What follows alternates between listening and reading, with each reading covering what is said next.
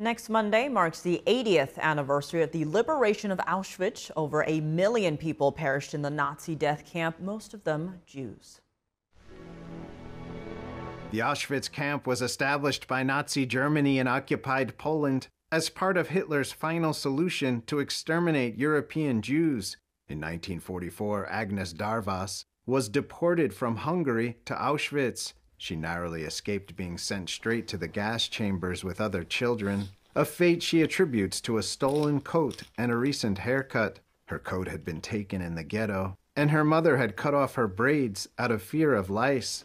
The borrowed coat and makeshift hairstyle made her look older to Josef Mengele, Auschwitz's notorious angel of death, who decided who was fit for labor and who was to be killed. We were in Auschwitz for a few days, luckily, since we did not even have a bunk. Then they made a selection. If they found someone weak, unable to work, they pulled them out and took them to the gas immediately. But then we did not know this yet. She and her mother were soon sent to the Plazhov camp to work in a quarry with a pickaxe as heavy as she was.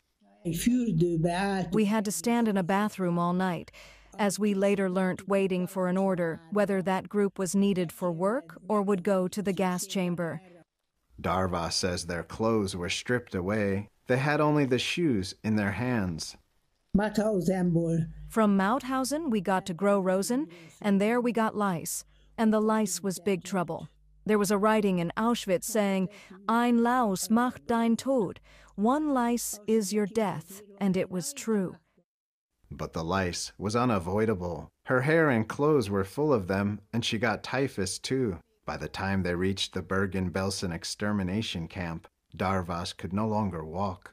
Typhoid and cholera, caught from filthy water, left her only able to crawl. There was no water there. There was nothing there. The Germans ran around in confusion. They did not know what to do because the front was quite close. Allegedly, the whole Bergen-Belsen was mined because they did not want those huge numbers of dead corpses to be seen. Every second person died there. British troops liberated Bergen-Belsen on April 15, 1945. Dārwas recalls hearing loudspeakers announcing their freedom. Dārwas says the camp was littered with piles of dead bodies, a haunting reminder of the horrors endured there.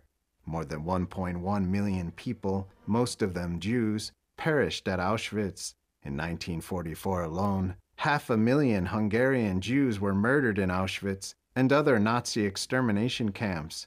This included all 72 members of Agnes Dārwas's extended family, her cousins, aunts, and uncles. People think that if they remember these, then such things will not happen again.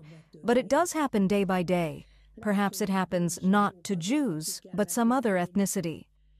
As we reflect on the liberation of Auschwitz and the stories of survivors like Agnes Dārwas, we are reminded of the importance of memory and vigilance against the forces of hatred and prejudice. Daniel Monahan, NTD News.